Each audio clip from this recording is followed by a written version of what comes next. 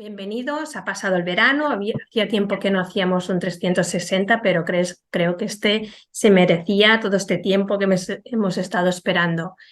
Como sabéis, los que no conocéis y los que lo conocéis, es una actividad del 360, ¿Perdón? ¿Me oís bien? Me oigo a mí misma. ¿Sí? Bueno, sigo.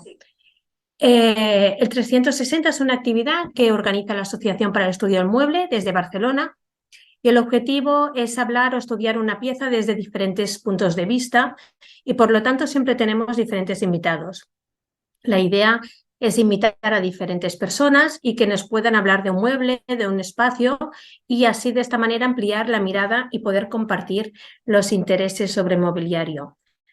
Como ya sabéis, esta actividad combina sesiones online que pueden llegar a todos aquellos que no se pueden desplazar y las presenciales que así permiten poder observar la pieza de cerca y tener un contacto directo con ella. En la sesión de hoy tenemos el placer de contar con Pedro Reula. Él es doctor en Historia del Arte y es fundador de la Galería Studio Lire, que nació con la necesidad de reunir el mejor diseño español del siglo XX. Así que yo les dejo con él para que modere esta sesión sobre una pieza diseñada por Valeri Corberó en los años 60 dentro del boom hotelero de la costa catalana. Buenas tardes, Pedro, bienvenido y cuando quieras. Hola, buenas tardes a todos. Bienvenidos a esta sesión que promete ser muy interesante. Muchísimas gracias a la asociación, a Nuria, Silvia, Mónica, a todos por invitarme. Siempre, ya sabéis que es un gusto siempre estar con vosotros y bueno, vamos a ello.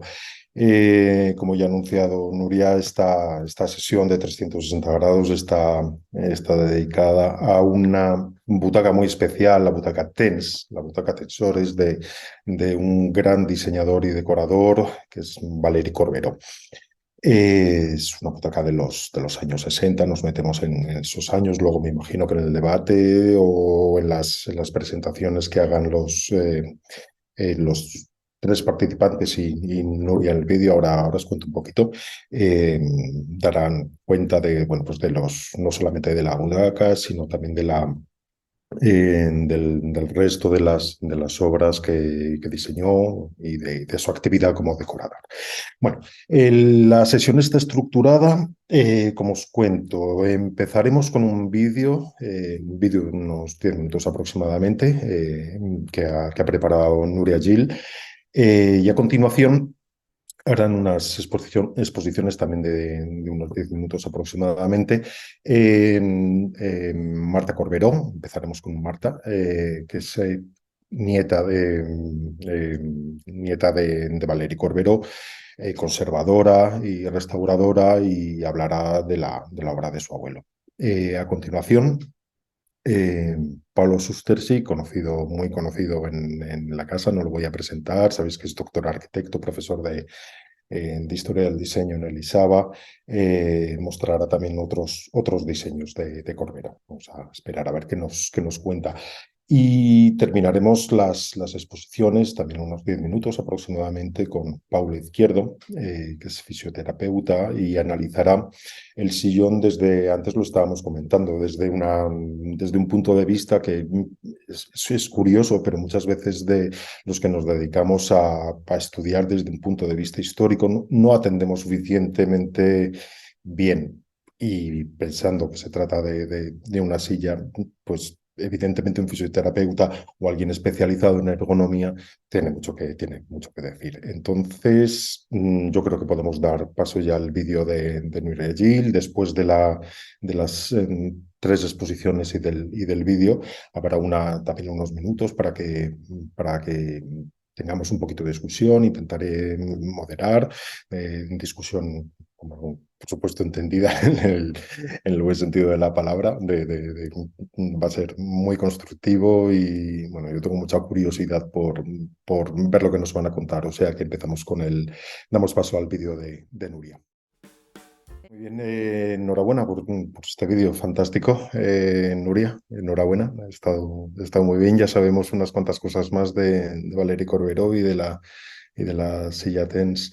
Bueno, vamos a dar paso ya a Marta Corberó, que nos va a hablar nos va a hablar de su abuelo y de la obra. Pasamos directamente a Marta.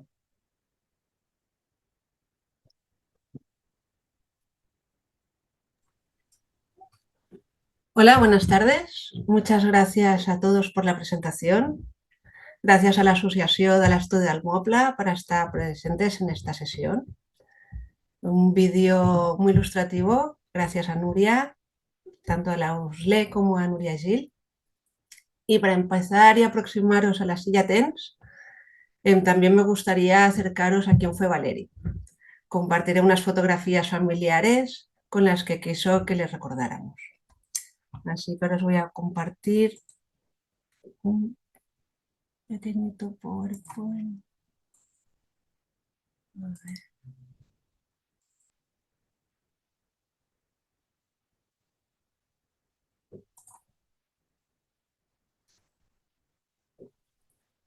Bueno, esta es la justificación que nos hizo cuando nos dio este álbum de fotos.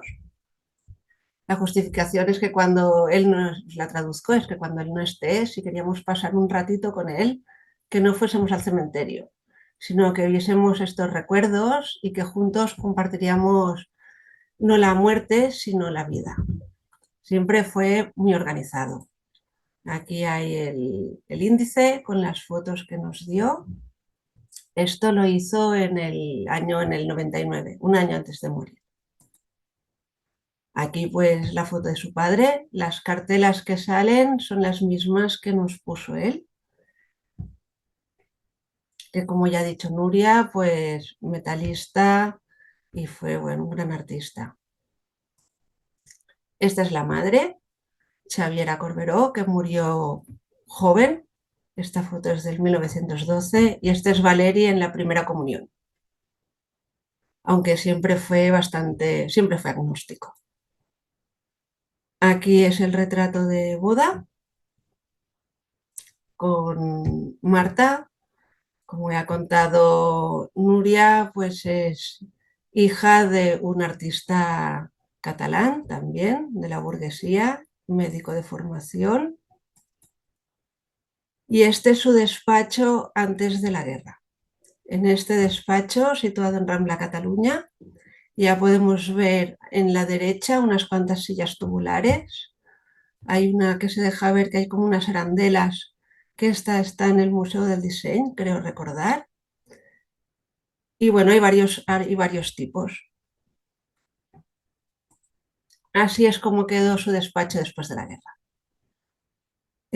Hizo un trabajo de recuperar maderas, como ya ha comentado Nuria, para poder reinventarse, pues escoger todo tipo de materiales y poder utilizar todo lo que habían perdido. Lo perdieron todo. Años más tarde, aquí está mi tía y mi padre, sus dos hijos mayores. Y este es un retrato de familia que también hizo Valeri. Aquí la familia al completo, Valeri. Y esta es una foto de Navidad en que podemos ver que gracias a su estada en Francia también pues conectó con varios artistas de aquí y se intercambiaban mucha obra de arte. Como vemos hay unas pinturas, unas colecciones, la mayoría de cuadros a la muerte de los abuelos pasaron a disposición de la Caixa Catalunya, hoy BBVA. Esta es una foto divertida de la familia, estamos aquí los nietos, una foto collage, puesto que Valeri hizo el retrato y se enganchó con una foto y se pintó, hacía estas cosas divertidas. Esta es la casa de Vilasar, pintada en el 99, a partir de una foto aérea. Este es su despacho de monitor, como ya nos ha enseñado Nuria. y este es el último autorretrato que se hizo. Pintado, lo empezó a pintar cuando tenía 75, lo fue retocando porque nunca descansó, y yo cada vez aquí lo veo más joven, no sé si es que yo me hago mucho mayor. Pues esto, aquí os dejo de compartir este pequeño... Y bueno,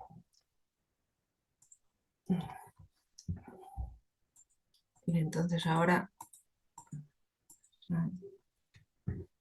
Bueno, y entonces lo que os voy a explicar un poco. Valéry concebía el arte y la armonía de las curvas en cada elemento que le rodeaba. Entonces que la silla TENS tiene unas partes rectas, pero sus cojines siempre dan esta curva, ¿no? Le interesaba absolutamente todo, excepto la mecánica, la contabilidad y la tecnología, que ya a su edad le desbordaba del sentido común todo lo que era la tecnología. Se consideraba humanista, de profesión decorador, aunque también pintó, realizó esculturas y escribió. Siempre se obsesionó en hacerlo todo a la perfección.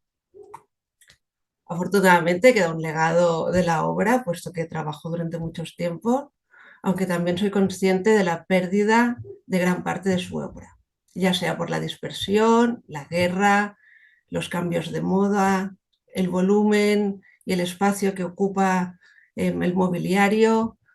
Tuvimos un incendio, el deterioro, el uso. Hay gran pérdida también. En cuanto a la conservación y restauración, es muy distinta a la conservación de la obra pictórica y escultórica porque tiene un recorrido muy diferente ante la conservación de mobiliario, que es el caso que nos ocupa. Primero me gustaría analizar y definir el objeto, que hemos intentado hacer antes, pero aprovechando el formato de la sesión y que luego hay debate, me gustaría plantear una cosa tan compleja de cómo clasificar esta silla. ¿Es mobiliario? ¿Es arte? ¿Es un prototipo? ¿Es unicum? ¿Es su funcionalidad hoy en día? Esto dejó una puerta abierta para luego. La silla TENS, con la diversificación de materiales que tiene, pues presenta una dificultad a la hora de actuar. Pues tenemos la piel de los tapizados externos, que es lo que le da pues la entidad. Tenemos las telas de los forros, así como los adhesivos de las colas. Hay la espuma y las cinchas, la madera de su estructura, los tintes y la coloración de la madera, los barnices de protección y embellecimiento. Algunas en las etiquetas de papel donde hay toda la información histórica de la época. El metal que tenemos, tanto de las sujeciones de la tornillería, a las grapas, los embellecedores cromados y los tensores de bicicleta. La estructura que mantiene su rigidez, gracias a lo que actualmente conocemos como la tensigrividad, es una visión muy adelantada en su momento. Este diseño de estructura, aparte de bueno y novedoso, hace que la silla sea muy estable y muy cómoda. Una vez analizados los componentes materiales, podríamos clasificar este mobiliario en 3 estados de conservación, según su ubicación. Una cosa es el mobiliario que encontramos en el museo, que está en perfecto estado y seguirá así gracias a los planes de conservación preventiva, donde intervienen los técnicos especialistas en conservación, en el campo de la conservación y la restauración, y las instalaciones que dispone el Museo del Diseño. Por otra parte, tenemos el mobiliario en uso, mobiliario funcional, adaptado a los usos y a los espacios actuales. Generalmente, este mobiliario sufre un deterioro debido a su funcionalidad, a su uso y su mal uso, pudiendo recibir repintes retapizados, cambios de sujeciones originales por las provisionales y a menudo esas provisionales que son eternas. Y después llega el mobiliario que tenemos almacenado en el trastero, guardado ya sea por sentimentalismo, por su belleza o pensando en un futuro uso, el por si acaso, que todos tenemos allí. En el trastero encontramos tantos objetos usados como objetos nuevos, con la problemática que no hay ningún tipo de control medioambiental, afectando la humedad, la luz, la temperatura, el ataque biológico, la suciedad, y está todo mezclado. Llegados a este punto, comparto la dificultad que presenta en clasificar este objeto, puesto que el criterio de conservación y la actuación de restauración dependerá de su clasificación. Este objeto, y vuelvo a lo de antes, ¿no? Va a preguntar si es un mueble, una obra de arte, un unicum, si lo podemos considerar un unicum a partir del fabricado, que la mayoría que tenemos aquí son prototipos, ya no son de fábrica. Y bueno, pues aquí he encontrado también estas sillas por internet que están en subasta, o sea que también hay una parte de cotización de las sillas. Y bueno, y la otra cosa es también saber si se fabrican nuevas sillas a partir de esta, si las sillas antiguas empiezan a ser como unos prototipos originales, si cambia la relación ya también del uso de la silla. Pues aquí quería agradeceros a todos y paso con Pedro Rebla para que continúe la sesión. Gracias, Marta. Testimonio, eh, las dos partes, toda la primera con ese álbum de fotos fantástico y íntimos. Es curioso porque antes de empezar la sesión estaba releyendo la biografía que editó en el 1977, en el que aparecen algunas de estas fotografías, algunos de los cuadros, el autorretrato de 1928, y es curioso porque estaba recordando, claro, toda esa vitalidad, ¿no? Todo ese amor por la vida que estabas transmitiendo. Sí, sí, ha sido, vamos, muy bonito, muy interesante. Y luego, por otra parte, la segunda parte, vamos, pues, son las preguntas que hay que hacerse. Exactamente, son todas pertinentes, todas y cada una de las preguntas que has planteado. Y ojalá tengamos tiempo luego para ir hablando un poquito de todos esos temas. Son muy interesantes. Y en cualquier caso, bueno, lo que está clarísimo es que, mm, que es un patrimonio importante que hay que conservar. Eso segurísimo, eso seguro. Bueno, damos paso a la siguiente intervención. No sé si tenemos ya con nosotros a Paolo Sustersic. Sí, sí, aquí estoy. Hola, Paolo, ¿qué ¿Qué tal? tal? ¿Cómo estáis? Muy bien, yo encantado de estar aquí otra vez y verte. Bueno, ya lo digo otra vez, ya lo conocéis todos a Paolo, no necesita presentación, por si acaso hubiera alguien que lo dudo, que necesitara presentación. Bueno, ya sabéis que es profesor de Historia del Diseño en el ISABA, doctor arquitecto, y nos va a hablar de parte de la producción, o bueno, de la producción como diseñador de Valeri Corbero. Adelante cuando quieras, Pablo. Voy a compartir.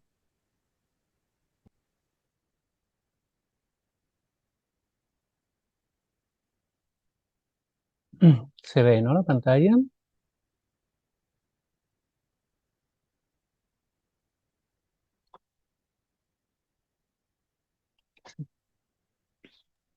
Se ve bien, Paolo. Vale, no, es que estoy intentando a ver si me deja poner la pantalla completa. Vale, ok. Sí, se ve, ¿no? Pantalla completa. Sí. Vale. Bueno, yo he puesto como título a esta breve reflexión sobre la obra de Valéry Corberó, y también a la oportunidad de poder conocer y bucear, aunque sea un poco, diríamos, rápidamente, ¿no? En el fondo que se conserva en el Centro de Documentación del Museo de Diseño, ese título, Un diseñador a través del tiempo y las modas, porque en el fondo me parece que, observando en su conjunto, diríamos, la trayectoria de Valéry Corberó, esta es una cosa que llama mucho la atención también, la capacidad de alguna manera de saber interpretar diferentes cosas. Yo aquí he apuntado cuatro que me parecen importantes. En primer lugar, de cara al propio diseño, entender el material y la técnica, aprovechando realmente ese entendimiento para el diseño. La segunda, diría que también me llama la atención, es el hecho de entender las tendencias y el gusto del público, porque me parece que esto también es un componente muy importante en el fondo de la dilatada actividad como diseñador o decorador, si lo queremos llamar decorador, interiorista y también persona que es capaz de proponer nuevos conceptos, nuevas ideas, aunque nazcan evidentemente de la interpretación de algo que ya existe. El tercer punto que destacaría también es el entender el contexto y las oportunidades de cada momento. Y esto se nota, yo creo, también en la observación de que al final se trata de una persona que no solo diseña, sino que tiene una empresa que comercializa los productos y que por tanto quiere llevarlos a un público y este público es diferente, ¿no? En cada momento y con necesidades diferentes. Y la cuarta que destacaría es pensar de forma transversal, no siempre podríamos decir de la manera más ortodoxa. Y esto pues intentaré también ahora o como enseñarlo a través de las imágenes. Bueno, el primer diseño probablemente que es conocido también, que se conserva, como se ha recordado, ¿no? En la colección del Museo del Diseño de Barcelona, son esta butaca cantilever de 1932, fabricada por la viuda de José Rivas, una digamos, firma de muebles que fabricaba muchas piezas de personas que estaban vinculadas un poco con la investigación, diríamos, en diseño en Barcelona en este momento. También varios arquitectos vinculados al GATPAC, etcétera. Y me parece interesante el planteamiento de esta primera pieza porque es una pieza de una fecha seguramente temprana, no insistiremos ahora en cosas que Pedro Reula y Pedro Feducci han estudiado recientemente, ¿no? También esta fantástica exposición del afán moderno, pero el mueble de tubo evidentemente es un reto en este momento y Corberó lo aborda desde muy temprano. También me parece interesante enseñar esta pieza no solo, digamos, como una pieza aislada en el Museo del Diseño, colocada evidentemente al lado de otras, sino también como una pieza colocada en su contexto original, donde podemos ver que esta pieza en realidad no solo recoge una reflexión sobre la propia manera, ¿no? de diseñarla, la MR10 de Mies que se había visto poco antes, en 1929 en Barcelona, todas estas conexiones, por tanto, bastante directas con el diseño alemán, sino al mismo tiempo también la capacidad de alguna manera de reflexionar de su propia manera sobre lo que ese diseño representaba y sobre cómo se podía llegar a expresar tal vez formalmente también algunos matices nuevos respecto a lo que ahí se había visto, que tal vez no es tan rígido como el diseño final de Corberó. Pero podemos ver, y he puesto esa imagen, pero ahora por falta de tiempo no puedo poner otras imágenes de los despachos, no sé, de Sert o de Santiago Marco, de otras personas de esta época, que también hay una voluntad de alguna manera de construir un interior que sea coherente, ¿no? Que esta pieza, aunque sean dos, diríamos, dos piezas fabricadas adrede para este contexto, en realidad lo que pretenden es diseñar y entender que hay una nueva manera de plantear el interior y por lo tanto también el mobiliario que en este interior tiene que situarse para construir todo un discurso sobre lo que es ser modernos en este momento y en este contexto tan especial como es, ¿no? Un país que está abriendo una nueva etapa en la década de los 30. También hay que decir que Corberó se mueve en un territorio, por eso digo que no siempre, digamos, sus posiciones son ortodoxas, en un territorio que está un poco entre el Art Deco y las posiciones más radicales que venían de los diseñadores de la Bauhaus, del propio GATPAC, diríamos, en Barcelona, que en realidad consideraba a los propios artistas decoradores y al propio Art Deco como, diríamos, una especie de aberración, una interpretación desviada, en cierta manera peligrosa, muy peligrosa del diseño moderno. No es este, evidentemente, el caso de Corberó, porque Corberó practica ampliamente, como se ve también en estos ejemplos que ya se han mencionado, ampliamente también un trabajo de diseño adaptado también a las necesidades, obviamente, a los gustos de sus clientes, pero muy en línea, diríamos, con este gusto de que es la forma de la cual la modernidad llega a difundirse también en este país, ¿no? para la vivienda de Joan Parera diseña muchos ambientes. Aquí también sorprende, incluso en el cuarto de los niños, por ejemplo, que encontramos de nuevo sillas de tubo metálico alrededor, junto con otros objetos y con una manera también interesante de entender cómo puede ser, por ejemplo, el espacio de juego de los niños, ¿no? Con una pizarra, una especie de escalera aquí para subir a la pizarra o para sentarse. Podemos recordar también aquí los diseños de la Bauhaus en este caso, ¿no? Bueno, siempre esta mirada transversal que a mí me parece muy interesante. Por tanto, podemos ver cómo esta etapa de Co genera y da algunos ejemplos muy diríamos, destacados, ¿no? En el diseño de lo que podemos encontrar en Barcelona en esta época. Yo creo que hay otro punto que nos enseña esta especie como de sincretismo que Corberó plantea, que vemos claramente en esta imagen de la exposición de la tabla parada, ¿no? La mesa puesta organizada por el FAD, donde encontramos en el mismo conjunto, por tanto, entendido como algo que se puede presentar perfectamente diríamos, coherente según esta visión de un diseño de mueble de tubo, que evidentemente es un diseño que procede del entorno Bauhaus, junto a una mesa, que es una mesa claramente distinguida por algunas características que seguramente le hubieran horrorizado, no solo probablemente a un Breuer o a un Mies o a un Gropius, sino también pues, a un Sert o a otro miembro del GAPA, que en este caso, en cambio, conviven perfectamente y generan miremos un buen ejemplo de lo que podría ser un interior distinguido, una mesa bien puesta en este momento, en esta época. Concluyendo también con esta sala de estar expuesta en el primer Salón de Artistas Decoradores en 1936, con plafón de Antoni Clavé. Aquí podríamos hablar también de la sensibilidad, ¿no?, que tiene Corberó en este momento por la digamos, introducción también de los artistas, de la participación, por tanto, de las artes o artes aplicadas en este contexto, esa sensibilidad que viene mucho, evidentemente, del ambiente de los decoradores, y que introduce otros aspectos interesantes porque ya vemos diríamos, un alejamiento, ¿no?, de lo que es el mueble de tubo que ya en 1936, por otra parte, tal vez ya no estaba tan, diríamos, de moda en Barcelona y que de hecho incluso en las páginas de la propia revista C se empezaba, diríamos, a criticar y del cual se empezaban a tomar las distancias, pero siempre un diseño cálido, ¿no?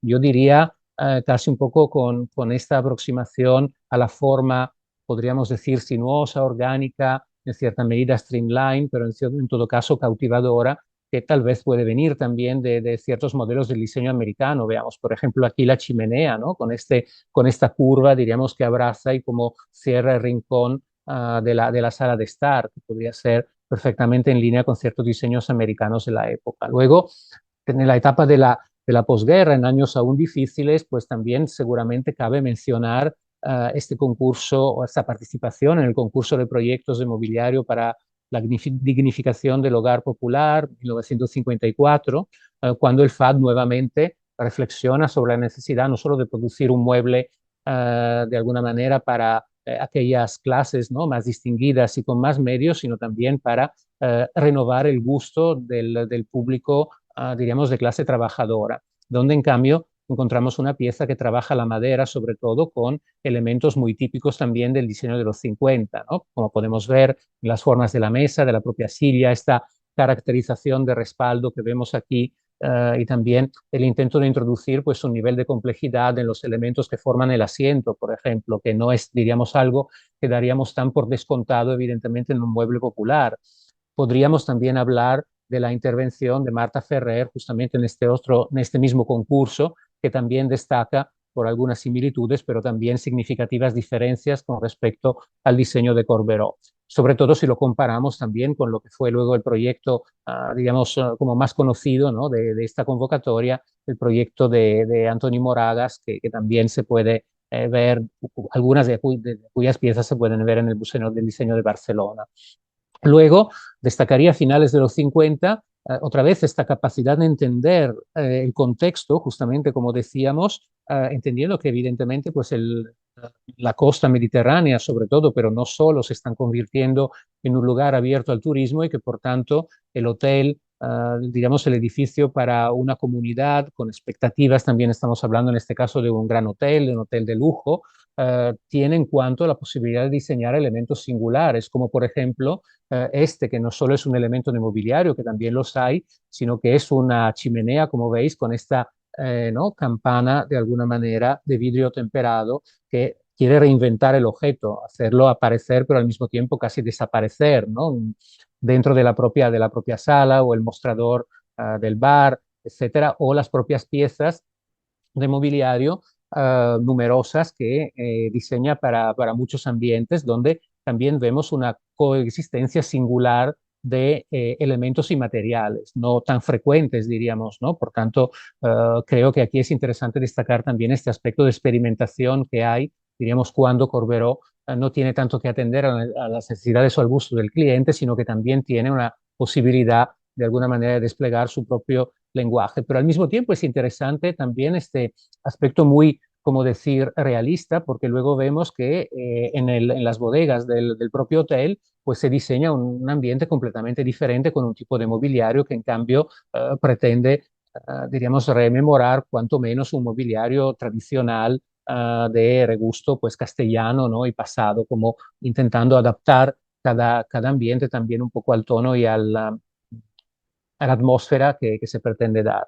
Luego, evidentemente, como ya se ha mencionado, tenemos también los proyectos para forma, por tanto, los diseños que se hacen para la comercialización en el sector hotelero, pero no solo, porque también hay una interesante experimentación siempre vinculada, en todo caso, a este tema de la acogida, diríamos, que es el tema del mobiliario de jardín. Aquí he puesto estos ejemplos también de muebles de tirilla que podemos ver con estructura metálica de tubo y diferentes variaciones cromáticas que representan seguramente un diseño, yo creo que destacado también dentro de la producción de estos años. Estamos hablando de 1959, como se puede leer en una de las etiquetas que están en una de las fotografías que he encontrado en el archivo. Por tanto, si pensamos lo que se estaba diseñando en 1959, bueno, creo que seguramente estas piezas destacan también por su, diríamos, capacidad de síntesis, ¿no? de la forma y de la combinación del material.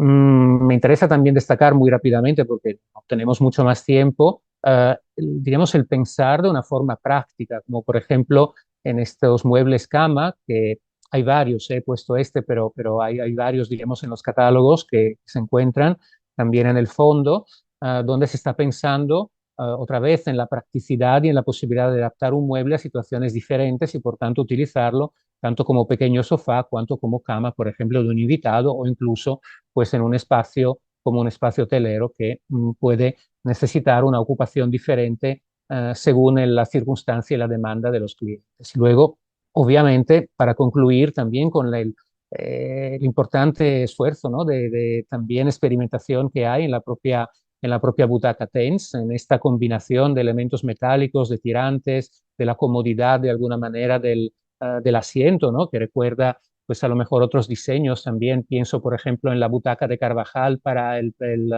pabellón, ¿no? español de la exposición de Nueva York de 64, que es diferente, evidentemente, como diseño, pero que tiene posiblemente, diríamos, algunos elementos, sobre todo en el volumen, ¿no? de los acolchados que también encontramos aquí, que, por tanto, también entra dentro de un discurso nuevamente sintonizado, diríamos, plenamente sintonizado con los temas de este momento, un diseño tal vez de formas más contundentes y de expresión, ¿no? de la solidez también del material, y luego concluyendo obviamente con este también esas dos piezas que justamente están a la venta ahora en una página web internacional de mobiliario y objetos de diseño. Pero aquí también, yendo más diremos, al estudio de esta versión del objeto, es muy interesante, por ejemplo, observar cómo hay este gusto, ¿no? también por el detalle, por ejemplo, en el encuentro de las dos piezas que forman el soporte de respaldo de la propia butaca, ¿no? como estas manos que de alguna manera se van,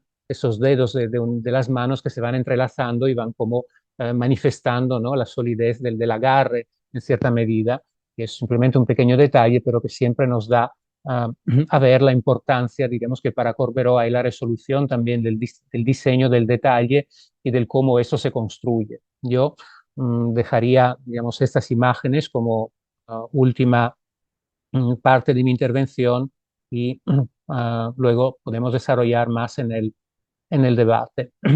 Muchas gracias.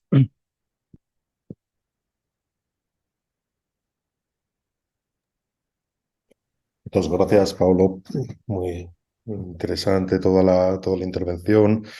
Muchas cosas sugerentes que van pasando por la cabeza mientras vas hablando y voy tomando notas para, bueno, no dará tiempo de hablar de todas las cosas que van surgiendo, pero bueno, está claro el esfuerzo de adaptación a las modas, el eclecticismo, la capacidad de resolver en distintas etapas y en distintos estilos, siempre bien y sobre todo de forma muy expresiva, todas las soluciones de Valeri Corberó. Eh, bueno, pasamos a Paula Izquierdo, eh, que nos va a hablar de la ergonomía y de la comodidad, un pensamiento que está, o que debería estar, sobre todo que debería estar en la mente de los diseñadores. Es lo primero que deberían pensar. Una silla es cómoda, nos lo va a contar Paula Izquierdo. Adelante. Pues buenas tardes, soy Paula y primero de todo dar las gracias por mi parte a Nuria Uslet, que es el contacto que me ha llevado hasta aquí, y la verdad decir que es la primera vez que me invitan a un proyecto así y a desarrollar un poco pues el estudio de una silla. Es bien curioso, pero me ha gustado. Así que bueno, voy a pasar a compartir pantalla y así os voy explicando un poco cuál ha sido. A ver, vamos allá, a ver si nos deja esto. A ver cuál es mi conclusión. Pues nada, estamos aquí por el estudio 360 de esta silla TENS de Valeri Corberó, como todos sabéis. Decir solo una curiosidad, y es que la palabra TENS en fisioterapia se usa un aparato es un aparato de electroterapia que se usa para el dolor. Así que, bueno, no sé si tenía relación en ese momento, creo que no por la época, pero es curioso que se llame igual. Primero de todo, pues presentarme. Soy Paula, soy diplomada en fisioterapia desde el 2005, soy directora de un par de centros de fisioterapia y pues soy apasionada de mi trabajo, soy deportista, madre y amante de la salud. Me encanta mi trabajo. Suelo decir pequeña manía, y es que analizo las posturas allá donde voy, y este estudio pues me encaja perfectamente con lo que me habéis pedido. Comentar cuáles son los fundamentos de la ergonomía, qué busca la ergonomía cuando hablamos de cualquier diseño, sea una silla, sea una cama, sea cualquier cosa que necesita un proyecto de ergonomía detrás. Pues busca diseño de las necesidades, cada uno pues tendrá las suyas, como decíamos, una silla será una silla y una cama será una cama, pues cada uno necesitará algo diferente. Eficiencia de ese diseño para que cumpla las necesidades. Y sobre todo la ergonomía al final lo que quiere es pues minimizar lesiones y potenciar el bienestar. Esto es algo que ahora mismo pues se está desarrollando mucho y se tiene mucho en cuenta, sobre todo en lo que trata en la ergonomía laboral. Claro, los principales estudios que se tienen de ergonomía siempre se basan en la ergonomía laboral, porque al final es donde nos pasamos más horas, en una ergonomía sentada o en una ergonomía de pie, pero siempre es donde se busca minimizar lesiones y por eso donde he encontrado más estudios de ergonomía pues es en el ámbito laboral. La foto de la izquierda sería la ergonomía en sedestación, sentados delante de un ordenador, pero al final la práctica es la imagen de la derecha y ahí yo creo que nos vamos a ver todos representados, que al final pues acabamos no sentándonos como deberíamos, no poniendo la cabeza, cogiendo el teléfono como deberíamos. Bueno, en fin, seguro que no es una imagen que os venga de nuevo, aunque sí que seguro que sabéis que la imagen tiene que ser la de la izquierda. Entonces, esta ergonomía de la silla de trabajo, digamos, la he trasladado a la ergonomía que tendríamos que tener en la silla TENS. Claro, si vemos la imagen de la postura inicial, la correcta, la de la izquierda, no tiene nada que ver con la de la derecha, pero a la vez la de la derecha se asemeja a cómo nos sentaríamos en un sofá. Entonces, lo que he hecho es un poco la conversión de esa postura que tendríamos mal puesta en una silla laboral, como un poco se asemeja a la silla que tendríamos que tener pues, en modo más sofá, no tanto silla laboral. En la primera postura la llamaríamos mala postura. ¿Por qué? Porque tiene las piernas cruzadas, esto es un error. Tiene la pelvis en retroversión, quiere decir que la pelvis está como tirada hacia adelante, como si nos tirábamos por un tobogán. Esa no es una postura anatómicamente correcta y luego lo hablaremos. Tampoco tienen también tienen las lumbares rectificadas. Eso quiere decir que las lumbares no están apoyándose bien en su postura fisiológica y están como muy horizontalizadas, como podéis ver en la imagen en la zona roja más baja. Luego hay una cifosis dorsal que se llama, que quiere decir pues, lo típico que entenderíamos como la chepa, esta típica persona pues, que va más curvada hacia adelante. Y también tiene la cabeza anteriorizada e incluso lateralizada. Esta cumple todos los requisitos de la mala postura, lo tiene todo. Pero vamos a trasladarlo a la conversión a la silla de sofá. ¿Qué necesitaríamos? En la conversión de la postura pasaríamos de la vertical a la reclinada. No necesitaríamos la misma postura para estar delante de un ordenador, así que entonces en la segunda imagen podéis ver un poco cuáles son los grados que tendría que ir ganando de la postura recta vertical a la reclinada. Aunque tenga que estar reclinada, tendría que conservar los mínimos, que hablaremos de ellos, y adaptar los cambios a las necesidades de la silla y de su uso, que es lo que decíamos antes de la ergonomía, de lo que busca. No será lo mismo una silla de ordenador que un sofá o, en este caso, Corberó le llamaba silla TENS, pero se asemeja más a lo que nosotros ahora sería un sofá. Así que se tiene que adaptar. ¿Qué necesitamos como mínimos de ergonomía? Sería la tercera imagen. ¿Qué necesitamos? Necesitamos lo que se le llama la triple flexión de la extremidad inferior, donde los pies se apoyan. Tiene que conservar 90 grados de ángulo entre el pie, digamos en el tobillo, pie y pantorrilla, 90 grados de ángulo en rodilla y 90 en la cadera. Esta es la triple flexión. Esto sería un mínimo a tener en cuenta. También la pelvis neutra. Quizás en el vídeo que pondré después se entenderá más qué es la pelvis neutra, pero tiene que tener una postura de apoyo muy correctamente puesta para que no repercuta dolores hacia más arriba de la columna. Tiene que conservar lo que se llama una lordosis fisiológica. Lordosis fisiológica es lo que comentábamos antes de una pequeña curva que hacen las lumbares hacia adentro, lo veremos luego en el vídeo, que es lo fisiológico y lo normal, lo que todo el mundo tendría que tener, y que cuando esa postura correcta de las lumbares se rompe, aparecen dolores o más arriba o más abajo. Este sería un tercer mínimo a cumplir por una silla.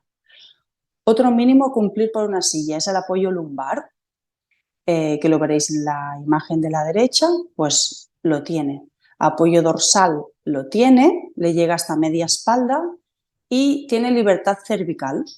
Deja toda la zona alta de la columna y del cuello libre para poderlo mover con libertad. Entonces, estos serían los mínimos a tener en cuenta en la traslación de una silla de oficina a una más de comodidad. Aquí os muestro un vídeo donde explico qué es estos mínimos que tenemos que conservar en la silla. Cuando hablamos de ergonomía, vamos a intentar mantener los principios básicos. En este caso serían la triple flexión manteniendo los 90 grados de pies, rodilla y cadera. También intentaremos conservar la postura de la pelvis neutra, en la que tendremos que sentarnos encima de estos huesecitos de aquí que se llaman isquiones, para poderla mantener y luego conservar la curva fisiológica de las lumbares, dorsales y cervicales. Así, en esta postura podemos mantener una ergonomía correcta. Cuando estamos trabajando y mantenemos esta postura, necesitaremos tener apoyadas las lumbares para que se nos mantenga esta postura y tener bien colocada la pelvis para que después el resto de la columna no sufra, pero en el marco de la silla de TENS tendría que ser en otro concepto, que sería más de apoyo. Mantendríamos bien la triple flexión, pero al tener la pelvis mal colocada necesitaríamos un refuerzo en las lumbares para que nos mantenga esta postura que habíamos comentado antes de pelvis neutra. Supongo que se habrá oído, ¿no? Si no me hubierais dicho lo contrario. Entonces, estos serían un poco los conceptos que os comentaba antes de los mínimos que tiene que cumplir una silla. Antes de irme a esta diapo, quiero decir que quizás yo desconozco el año en el que Valéry Corberó hizo todo este estudio de la ergonomía, pero ahora oyendo las ponencias de los compañeros anteriores se remonta bastante tiempo atrás donde no había nada de estudio de la ergonomía y me ha sorprendido lo bien desarrollada que lo hizo en su momento. Entonces, chapó por él. Vamos a la parte de qué cumple la silla de Valéry Corberó. Primero de todo, lo de la triple flexión lo cumple perfectamente, conserva perfectamente este principio y permite usarla sin notar presiones excesivas en ninguna articulación, ni tobillo, ni rodillas, ni caderas. Así que esto, perfecto. En cuanto a la pelvis y la columna, su estudio de pelvis, como decía antes, y de columna es muy correcto, donde él pone posició bona, es muy correcta.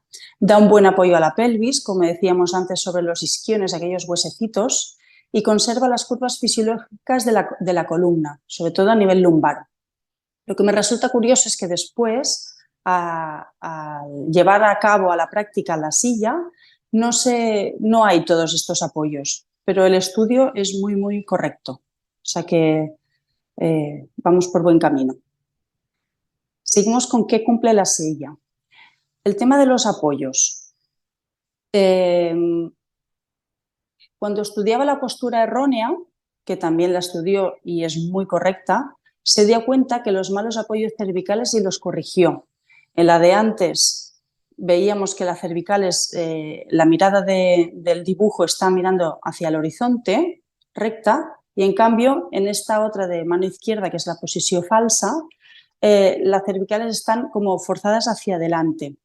Entonces, cuando lo estudió, se dio muy cuenta de que no podía haber un apoyo tan forzado en las cervicales porque forzaba mucho la postura a llevarla en C y eso pues es malo para la espalda. Lo que pasa es que después, igual que en lo bueno, en la posición falsa tampoco he visto que a la práctica lo refleje porque los apoyos los ha dejado como más bajos.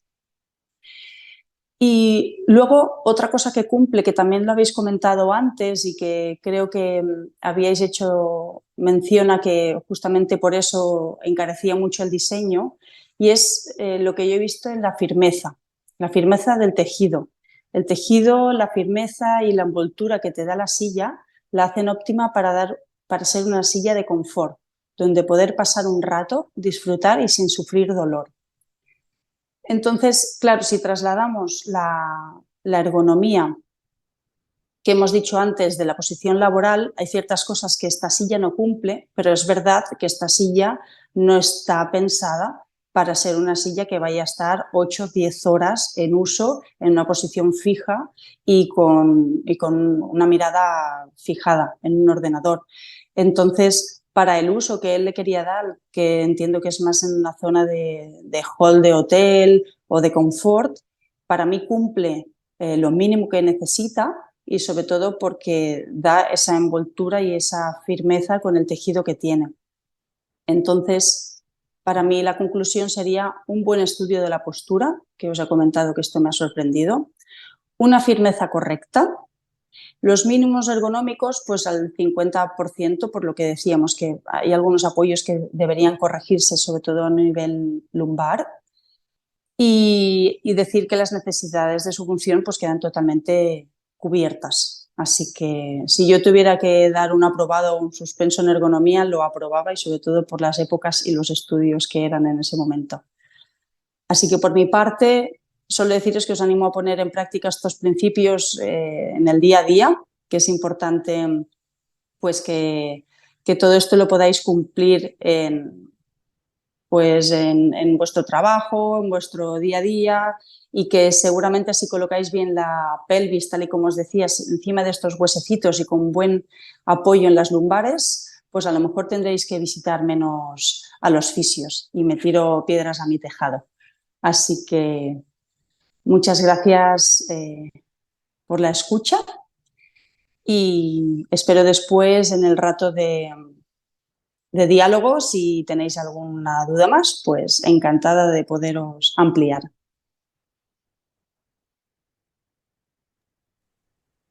Muchísimas gracias, Paula. Ha estado fantástico y he estado todo el rato mirando. Digo, qué mal me siento, madre mía. Pero que estaríamos todos igual diciendo, investigando en nuestra silla, intentando localizar los isquiones.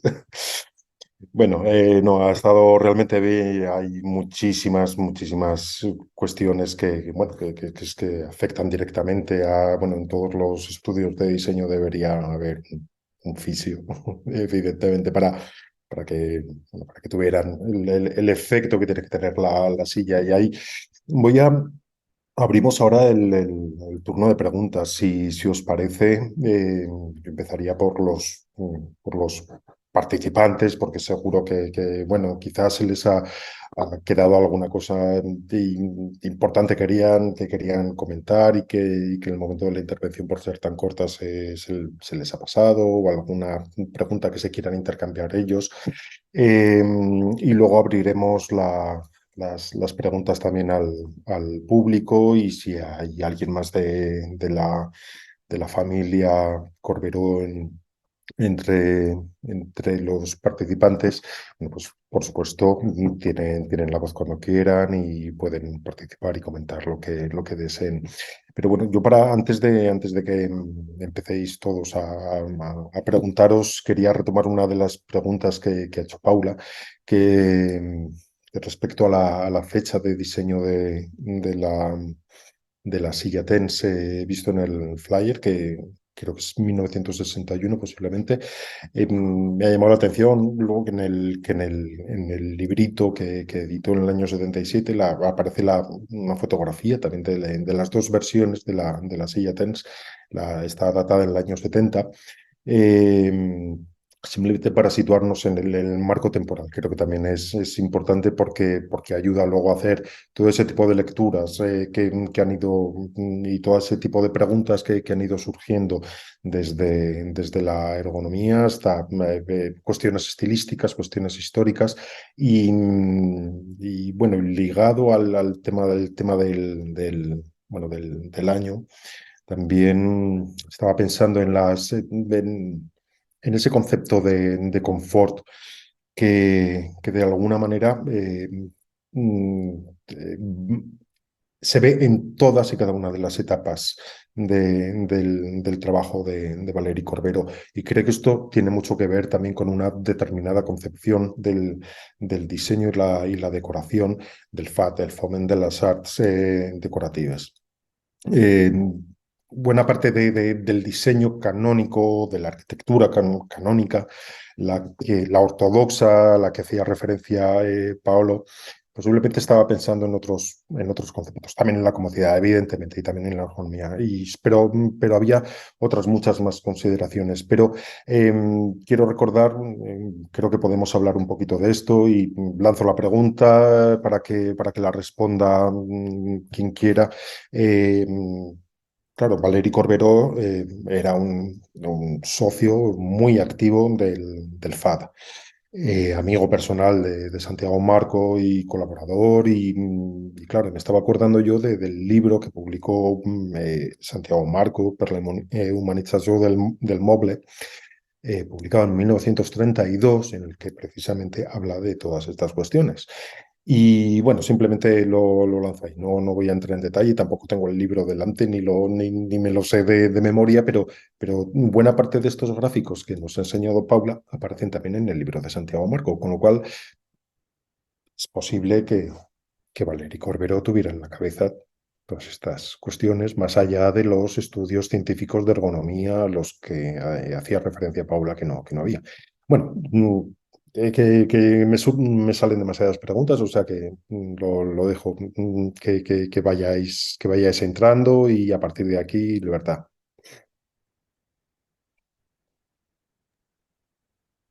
Pedro, a mí, si me permites, por el tema de la cronología, me gustaría dar paso a una persona que está aquí escuchándonos, si quiere, que es Jordi Martí, que estuvo 30 años trabajando con Valeri Corberó desde el año 60, si no me equivoco, hasta el 96, con lo cual seguramente es la persona que más sabe el tema de cronología y nos puede dar alguna, ¿no?, alguna aportación sobre la construcción de esta gama de TENS, porque de hecho no es una, sino que hay una gama que hace a lo largo de los años. Bueno, si quiere y Perfecto, quiere ojalá, sí, participar. sí, sí, por favor. Jordi, tienes que abrir el micro, que no se te escuche.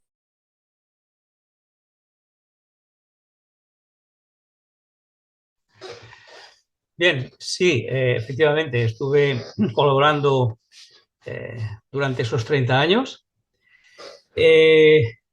Viví una de las más mejores etapas de mi vida. Recuerdo toda su bondad, su humanismo. Y bueno, no voy a hablar de la silla TENS porque todos los contertulianos han descrito muy bien, en fin, todos los detalles de esta silla. Lo que sí que me gustaría manifestar que, los, que, las, que el mueble en sí, esta silla concretamente, que la denominaba silla TENS, viene de que cuando en los hoteles se iniciaron, cuando se inició el boom hotelero, de los años 60, había muchísima demanda. Entonces, casi que no podíamos dar abasto a amueblar hoteles. En algunos casos teníamos 4 o 5 hoteles a amueblar en el mismo año. Era forzoso. Bueno, ¿qué pasaba? Que casi que diría que la madera la cortaban del árbol y hacían muebles. Es decir, todo mojado, no había problema. Había unos problemas tremendos. Entonces, claro, ¿qué pasa? La cola no funcionaba. Entonces a él se le ocurrió esto, de hacer la silla TENS, que posteriormente ya se hizo muebles para hoteles con este sistema, no los rayos estos vistos, sino ya incrustados en las maderas, pero que en definitiva también era porque desmontado ocupaba menos espacio para el transporte y que, bueno, se podía montar en el propio hotel. Sí, evidentemente, yo creo que yo entré a trabajar con él en el año 64 y estuve hasta el 96, 95, 96. Sí, creo que sí, que la silla esta se empezó en el año 61, 62. También no entiendo, bueno, no sé por qué han puesto como el año 70, porque yo recuerdo, ya te digo, en el año 64 que yo había estado, en fin, trabajando con este diseño, colaborando con este diseño, buscar los industriales, etcétera, etcétera. Bueno, pues nada más, es decir que os puedo nada más que deciros bueno, que repito, que la etapa que tuve trabajando con él fue fantástica. Muchas gracias, Jordi. Encantado de saludarte. Y muchas gracias por la puntualización. La fecha de 1970 supongo que es un error, una errata del libro. Simplemente porque lo lógico es que el propio autor del libro y el propio autor de la silla tuviera claro cuando la había diseñado, evidentemente. Jordi, tienes el micro abierto para cuando quieras, ¿vale? Puedes sumarte a la tertulia cuando desees. Veo a Paolo levantando la mano, o sea que tienes...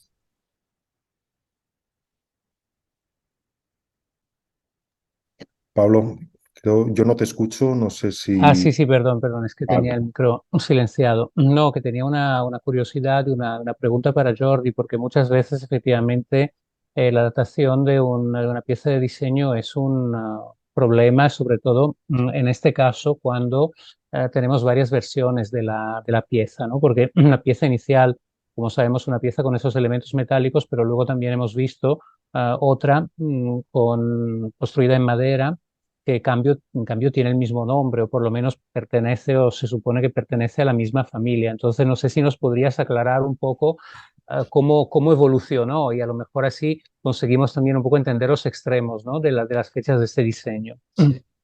Sí, bueno, el segundo modelo, ese que parecen los dedos en la parte detrás, posterior al respaldo, que es en madera, es decir, hay unos tensores ocultos, es decir, para que no fuese tan caro, porque realmente la silla TENS era carísima, de ejecución era carísimo, y no se pudo comercializar porque era prácticamente era inviable. En este modelo, que es la madera que se ve, los dos laterales sí que están encolados y los travesaños, hay dos regatas en la parte interior que llevan por dentro el tensor. Y si os fijáis, hay unos botones en el costado que es donde va ubicado el final del tensor. Entonces, claro, esto sí que era muchísimo más económico, conservando siempre el mismo modelo, la misma comodidad, todo igual. Pero, como digo, la solución era más barata. Y es ahí que cuando comentaba que lo aplicamos en hoteles porque verdaderamente era un verdadero desastre de reclamaciones, que teníamos que ir a encolar las piezas, etcétera, etcétera. Y aplicó este sistema. Nos fabricaba un buen señor del barrio de Gracia que hacía pues eso, radios de bicicleta. Y bueno, pues así fue, así es el tema de la segunda modelo, del segundo modelo de TENS. Gracias. Y más o menos, por tanto, la fecha del 67 o 68, porque yo he visto en el archivo, te lo pregunto más que nada porque yo he visto en el archivo algunas fotografías de estas antiguas que llevaban digamos, en el marco la fecha, y en una aparece septiembre del 68. Por tanto, yo entiendo que en este momento todavía había algún prototipo que se estaba desarrollando, probablemente una con patas un poco más ligeras, incluso de la que hemos visto de madera. Sí, sí, en esta época sí, se hizo también otro modelo que me parece que ha salido ha salido anteriormente, eh, con unas patas más delgadas, sí, eso es cierto, sí, sí, sí. Vale, pues gracias. De nada. Pedro, hay una pregunta en el chat, no sé si la quieres leer o te la leo yo. Si no te la leo. Por favor, mientras Sí, así... es no, Maritze Malta, nos escribe desde Brasil. Ella de la Universidad de Bellas Artes de Río de Janeiro y nos pregunta que le gustaría saber que en el caso de la silla que se ha mostrado, la butaca TENS, ¿qué experimenta el cuerpo con ella? ¿Qué sensaciones provoca? Al tratarse de mobiliario, a ella le interesa este aspecto desde un punto de vista ergonómico y fenomenológico, que no sé ni qué quiere decir, pero si nos lo aclara, fantástico. Vale, yo creo que esta pregunta deberían responderla, bueno, pues, las personas que han usado la butaca. Marta es la más experimentada con la butaca, o sea que y Nuria me imagino que también la habrá probado, o sea que, bueno, que respondan ellas. Bueno, la verdad que esta butaca sí que la he probado. De hecho, la que sale aquí negra que nos ha enseñado Nuria la tengo en casa Y es de las primeras cosas que le dije. Es una butaca muy cómoda, te deja confort, bueno, todo lo que nos ha explicado Paula, pues yo igual sin ser la parte tan técnica, la parte cómoda la tiene todo, descansado, es ideal a nivel sofá porque es baja y bueno, yo supongo que Jordi y Martín también se habrá sentado muchas veces. No sé si el de la parte más técnica o así también nos lo puede contar. Jordi, por favor, activa el micro, que no te oímos. Sí, sí, sí, realmente lo habíamos probado varias veces porque Valeri Corberó era una persona inconformista, buscaba siempre la perfección en cada uno de sus diseños. Y es como el escultor que con el barro va fraguando su figura, quitando y poniendo hasta conseguir su meta. Corberó era así, Corberó era así, era una persona que nunca daba por terminada una obra.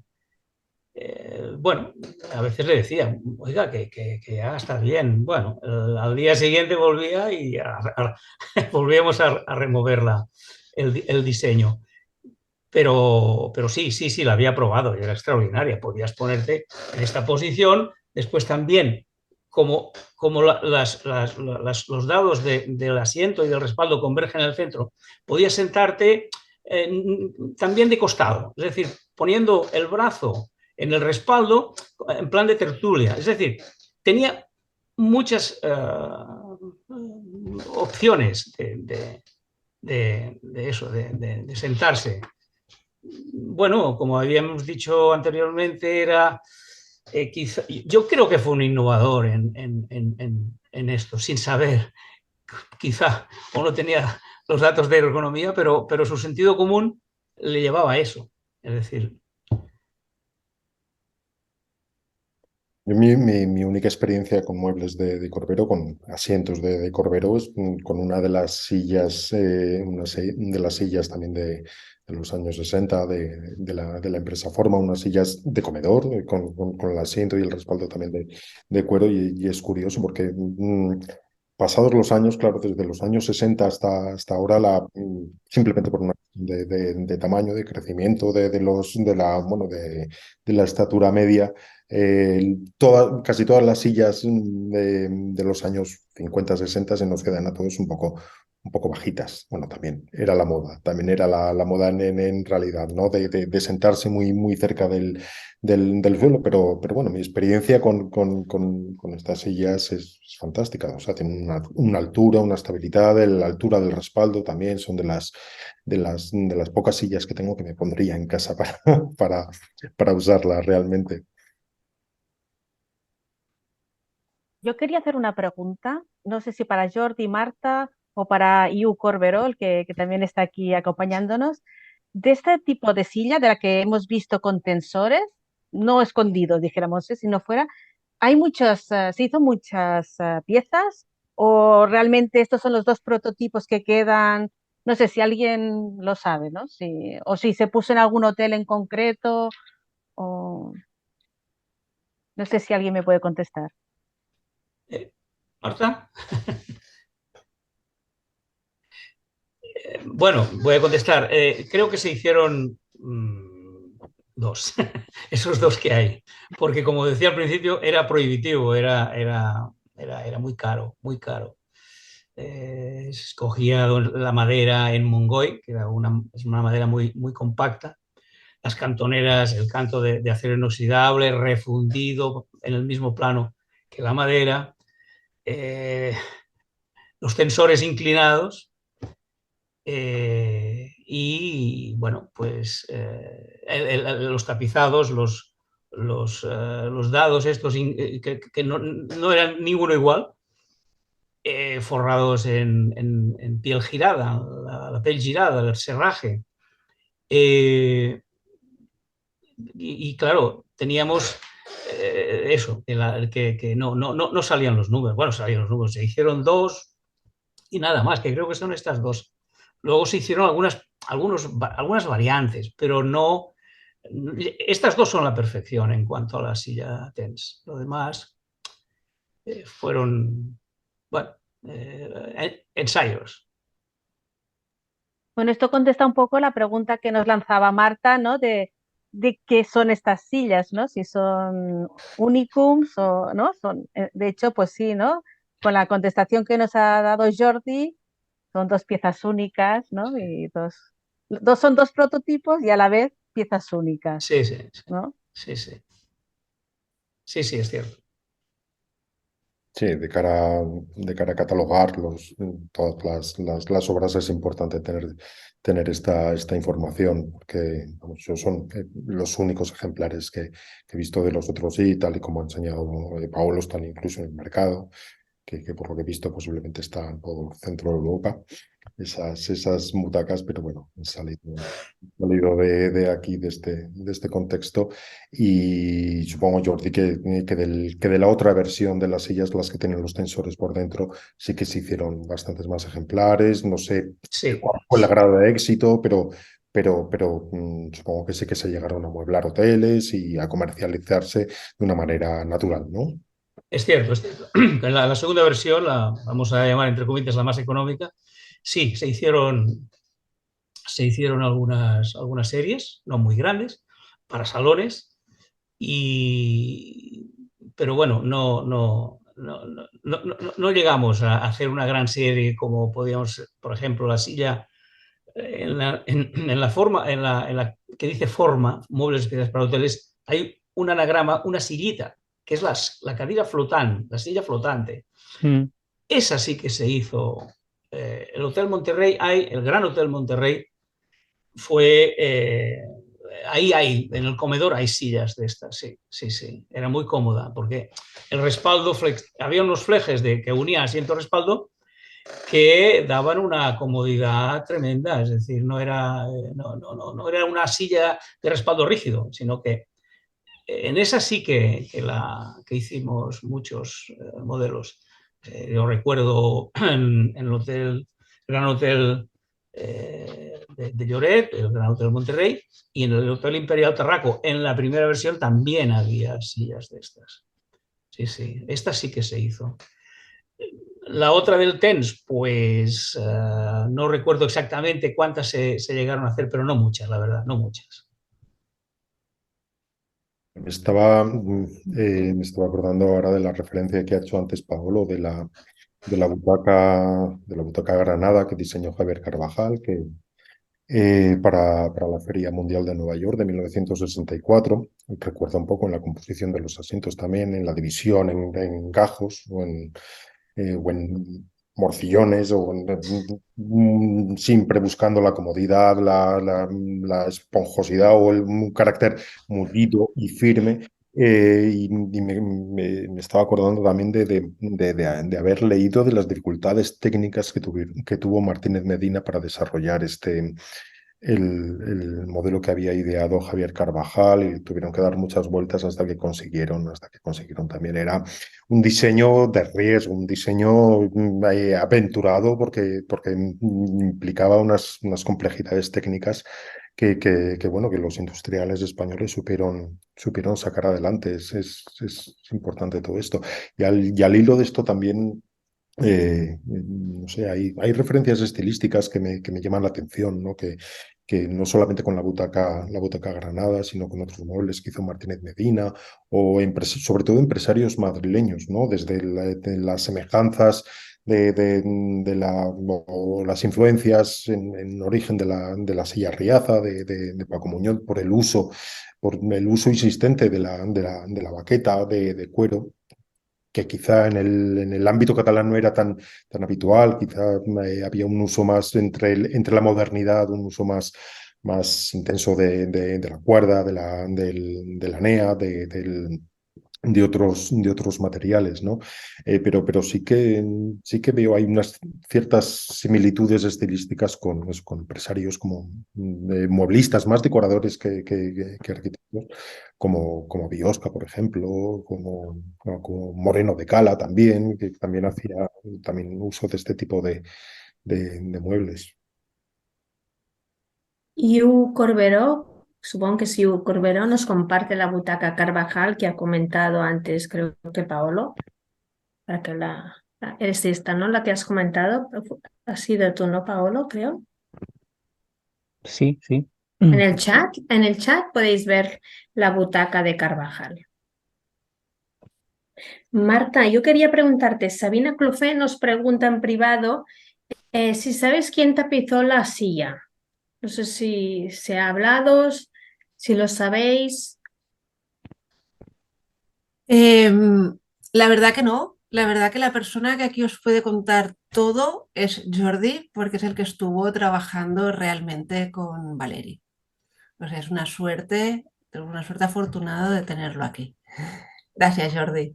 Gracias. Sí, no, teníamos varios tapiceros, pero uno de ellos, que era un gran profesional, se llamaba Úbeda, que estaba en la calle, si no recuerdo mal, Aribao, esquina Consejo de Ciento, Diputación. Un pequeño taller, pero un buen artista. Y luego también en Vic también teníamos otro buen especialista, Josep Masoliver, que colaboró también en esto. Es decir, primero se hicieron prototipos, pero es que los dados estos es que no había ninguno igual. Era increíblemente difícil. Y tenía que ser, aunque nosotros dibujábamos exactamente lo que queríamos, para interpretarlo era complicado. Y se necesitaba, pues eso, unos industriales que antes sabían y nos sacaban siempre de los problemas. Sí, sí.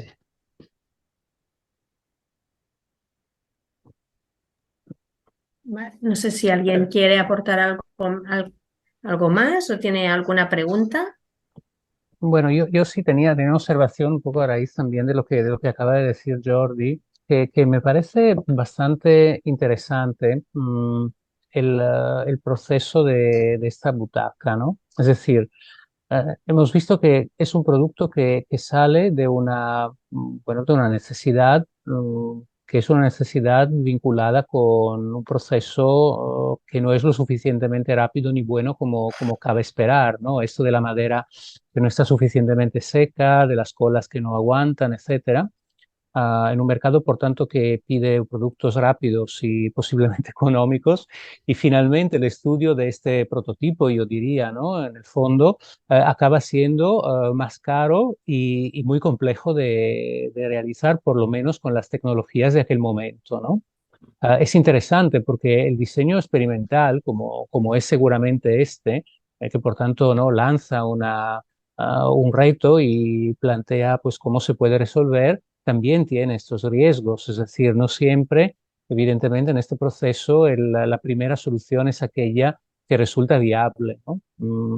Yo creo que también eso dice mucho porque es algo que en este país no solo ha pasado en el diseño, ha pasado también en la arquitectura. Por ejemplo, en la misma época de la que estamos hablando, la década de los 60, diseñar un muro cortina y fabricar un muro cortina para un edificio de aquellos que en aquel momento era considerado moderno, implicaba un reto casi imposible de resolver, o si no, se tenía que resolver con medios casi artesanales. No sé si habéis tenido ocasión de conocer, por ejemplo, el proceso del muro cortina del Colegio de Arquitectos, pero ahí se lo explican, o del edificio también de SEAT, ¿no? En la Plaza Cerdá. Es decir, al final, la limitación, en este caso tecnológica, la limitación de medios o simplemente el coste que tiene este proceso productivo hace casi imposible conseguir el resultado que, diríamos, se ha planteado, ¿no? Aunque responda a una idea interesante. Sí, Pablo, sabes que eso es una discusión de la historiografía de los años 50-60, tecnología versus artesanía. Estaban todos implicados, unos más, unos menos, con mayor o menor radicalidad y otros en el punto central, pero partía precisamente de esa realidad de que la industria española en los años 50, 60 y hasta muchísimo más adelante no tiene la consistencia y la preparación y afecta tanto a la arquitectura como al diseño. Es una constante queja de todos los arquitectos y todos los diseñadores y decoradores que buscaban ese lenguaje moderno, ¿no? Y no sabían cómo hacerlo. Luego, en realidad, también todos se quejaban de todo y ahí estaban las dificultades, pero bueno, viene una panorámica también de todo lo que se hizo desde los años 50 hasta los años ya, o sea, hasta el final de la modernidad. En realidad solventaron con muchísima imaginación y con mucho esfuerzo muchos de estos retos, cada uno con las soluciones más tecnológicas o más artesanas, pero al final la verdad es que el grueso de la producción de diseño español y de arquitectura es, creo que es relevante. Sí, sí, sin duda. ¿Alguna pregunta más entre los participantes también, no solamente entre los contertulios? No sé si el público tiene alguna pregunta, no sé si se han dejado alguna pregunta en el chat o pueden participar ahora. No, Bien, ahora ya no hay ninguna pregunta. Bien. Bien, Vale, sí. quizás podemos cerrar la sesión ya y si quieres despedirte de los participantes y Muy bien, muchísimas gracias por estar aquí. La verdad es que ha sido, bueno, se quedan muchas preguntas siempre en el tintero y bueno, deseando que llegue la próxima sesión de 360 grados. Muchísimas gracias a todos, muchísimas gracias a la asociación y dejo que Nuria cierre del todo de la sesión. gracias, Pedro. Y también comentaros que el vídeo estará subtitulado en YouTube en castellano. Lo hemos visto en catalán, pero tendréis los subtítulos. Hoy ha sido una sesión internacional. Hemos tenido asistentes de Brasil, de Argentina, Madrid, Mallorca. Así que gracias por venir. Gracias a los participantes, a los asistentes. Sobre todo también a la familia Corbero Ferrer, al Museo del Diseño de Barcelona y a Núria Gil por el estudio que ha hecho y a todos los miembros de la asociación. Y sabéis que tenéis los vídeos colgados en YouTube, en unos días estarán y que nos podéis seguir en la newsletter. Y gracias por asistir. Nos vemos en la próxima sesión.